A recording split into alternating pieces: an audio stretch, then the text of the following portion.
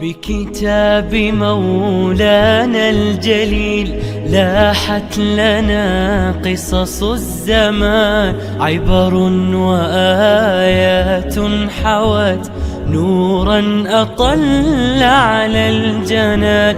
هي سلوة للمؤمنين تلك الحكايا الطاهرات، فيها الأماني سافرات. بسم الله الرحمن الرحيم، الحمد لله رب العالمين، وصلى اللهم وسلم وبارك على سيدنا محمد وعلى آله وصحبه أجمعين. أهلا بكم أعزائي المشاهدين إلى حلقة جديدة من برنامج حكاية ومغزى.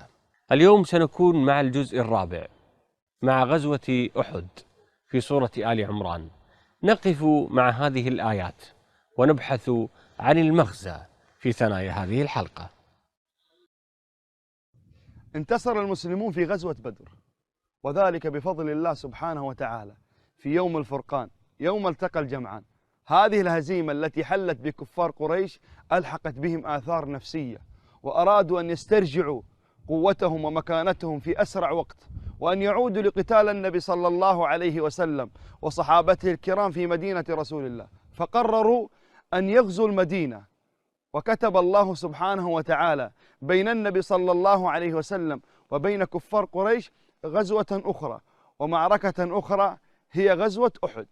التقى الجمعان، النبي صلى الله عليه وسلم يرتب الصفوف ويوزع الجيش والمهام، يجعل النبي صلى الله عليه وسلم مجموعة من الصحابة رضوان الله عليهم على جبل الرماة، ثم يوصيهم بوصية: لا تنزلوا ولا تبرحوا أماكنكم حتى وإن رأيتم الطير يتخطفنا. بدأت المعركة، في بدايتها كانت الغلبة للمسلمين، فر المشركون من أرض المعركة، رأى الرماة النبي صلى الله عليه وسلم والصحابة رضوان الله عليهم وهم ينتصرون ويتقدمون، فقرروا النزول.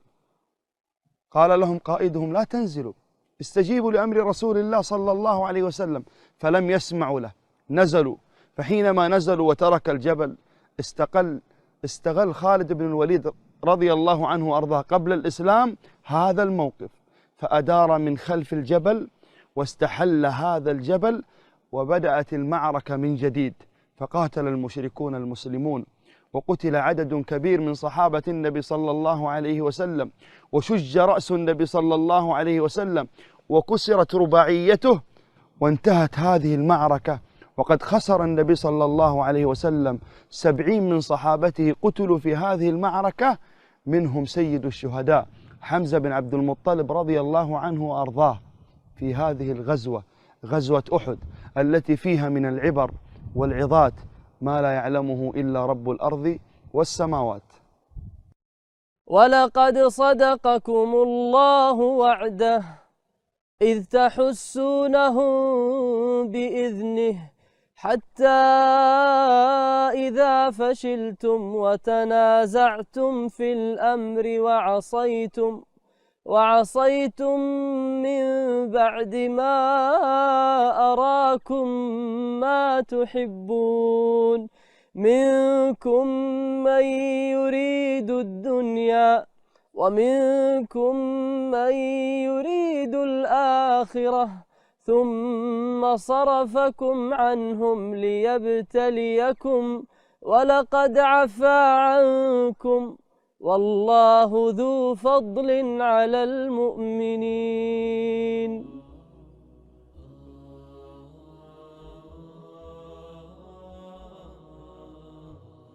اليوم سنقف معكم بإذن الله عز وجل على مغازي غزوة أحد التي ذكرت في الجزء الرابع في سورة آل عمران.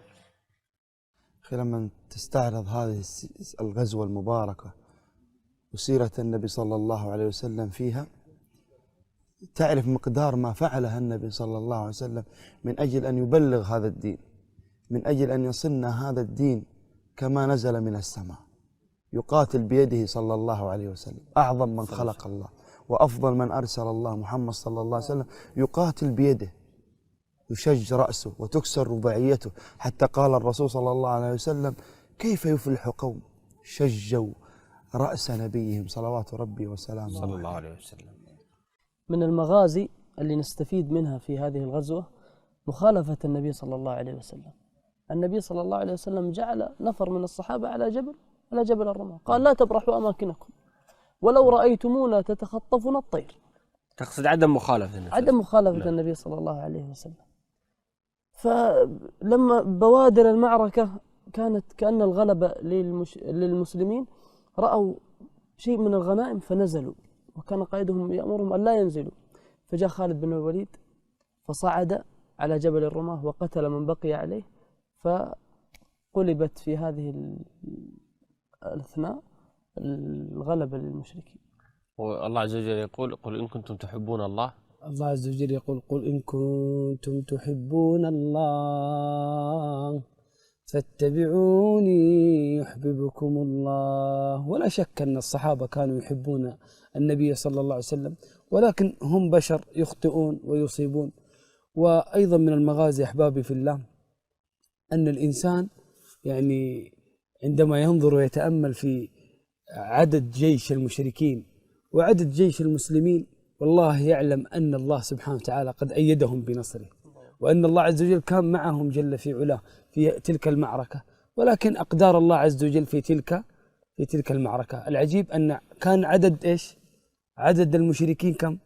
3000، وعدد المسلمين 1000، ثم رجع منهم 300 من المنافقين، فأصبح عدد المسلمين 700.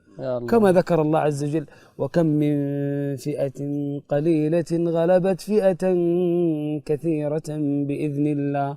ودائما سبحان الله في القرآن يا إخواني الكثرة مذمومة والقلة محمودة. الله عز وجل يقول وما يؤمن أكثرهم بالله إلا وهم مشركون. والله عز وجل يقول عن القلة وقليل من عبادي الشكور. ألا يدعونا هذا الشيخ أبو تميم على قضية أن فعلا هذا المغزى وهذه يعني الناس هم اجتمعوا ضد المسلمين، أيضا نحن كمسلمين يجب علينا أن نجتمع على الرأي العام. اجتماع الكلمة واتحاد الصف هذا أمر مهم جدا. إذا كان في اجتماع وألفة وتآخي يأتي النصر. الرسول صلى الله عليه وسلم أول ما قدم من المدينة بنى المسجد، وثاني عمل مباشرة بعد بناء المسجد آخى بين المهاجرين والأنصار حتى تجتمع قلوبهم. إذا اجتمعت القلوب واتحد الصف ينتصر الإسلام. وأيضا كلام أخوي الشيخ منصور قادني إلى أمر، من ذكر عدد المسلمين وعدد المشركين، جيش المسلمين والمشركين، أن النصر والله ليس بالعدد ولا بالعدة مع أهميتها، لأن صحيح. الله عز وجل قال وأعدوا، ولكن وما النصر إلا من عند الله. إذا ما صار توفيق من الله، إذا ما جاء التوفيق من الله عز وجل لن يأتي النصر. وفي غزوة حنين كلنا نعلم لما أعجب المسلمين بكثرتهم ماذا حصل؟ فلم تغني عنهم، ما أغنت عنهم شيء.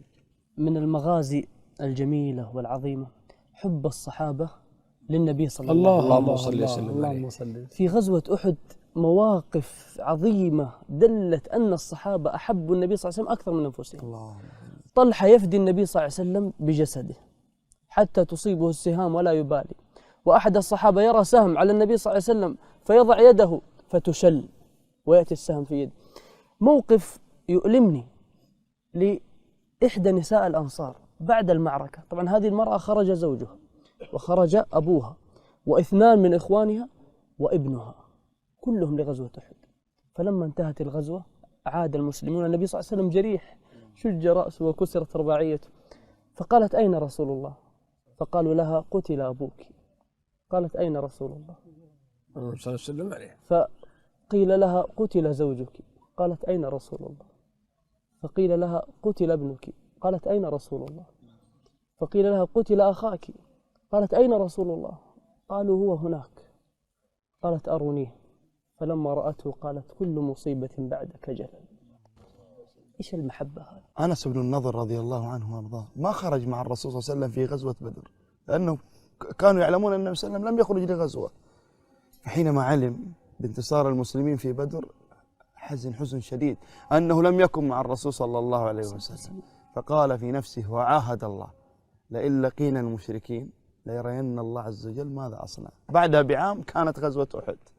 فكان أول من خرج. الله. وشيع في غزوة أحد كما تعلمون ويعرف السادة المشاهدين بأن الرسول صلى الله عليه وسلم قتل في غزوة أحد، وانتشر الخبر بين المسلمين في وسط المعركة، فتوقف البعض عن القتال، فقال أنس: ما بكم؟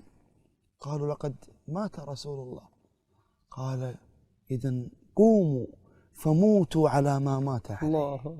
هذه الكلمة العظيمة، موتوا على ما مات عليه، تدعون إلى أن الواحد يتأمل ويتفكر. لو هو يدعوهم إلى عدم اليأس، يعني عدم اليأس، إنه خلاص يعني استمر على نهج النبي صلى الله عليه وسلم، وتقودنا إلى أهمية الثبات على منهج محمد صلى الله عليه وسلم، والموت على طريق محمد صلى الله عليه وسلم. فقال: اللهم إني أعتذر إليك مما صنع هؤلاء، يعني المسلمين، اللهم إني أبرأ إليك مما صنع هؤلاء. فانطلق فقال له سعد بن معاذ: إلى أين يا أنس؟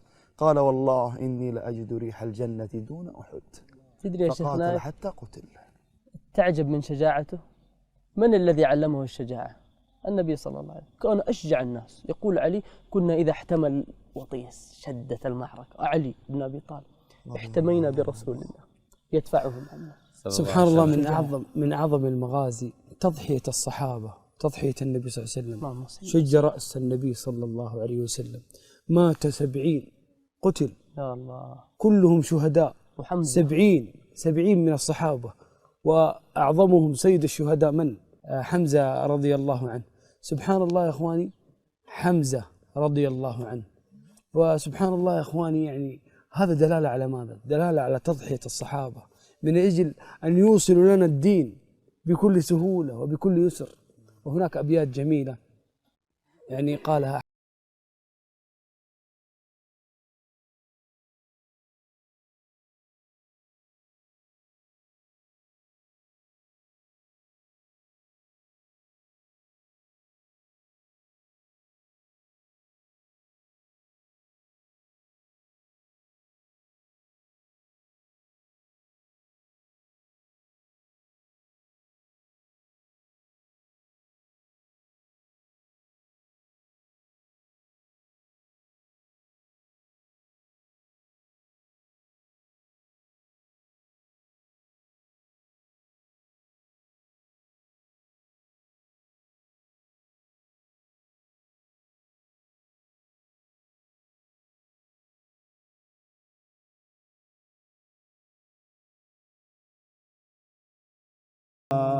من أعظم النصرة أن تطيع الله وتطيع النبي صلى الله عليه وسلم. صلى الله عليه وسلم. وسلم. ما هي الآية أو الآيات التي استوقفتك في هذا الجزء؟ آية في هذا الجزء: اللهم اجعلنا من أهلها.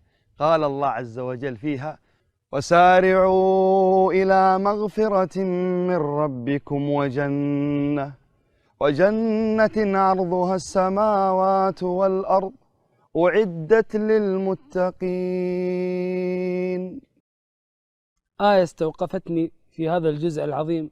الله عز وجل يقول: وليخشى الذين لو تركوا من خلفهم ذرية ضعافا خافوا عليهم فليتقوا الله وليقولوا قولا سديدا. آية هي وصية من الله عز وجل للمؤمنين.